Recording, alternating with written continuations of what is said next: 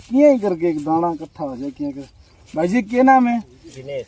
दिनेश जी कद का लाग रहे हो ने? लाग रहा सवेरे का यहाँ भारण न लाग रहे हो मतलब है? हाँ। के उम्मीद है कि मुकी दाना काटने के लिए जाके इनकी ये पंती आया तो ले जाऊंगा। पसीना में पसीन हो रहे हो भाई। कितनों को नुकसान हो रहे भाई जी?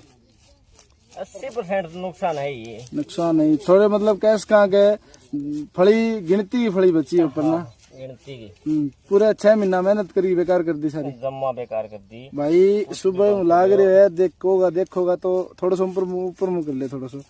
ओ भाई यार पसीन हो रही है लेकिन फिर भी उम्मीद है ना, उम्मीद कौन छुटन ना रही भाई जी। उम्मीद तो फिर भी बढ़ रही है कि यार किन की मतलब लेके जावा नहीं लेके जाओ।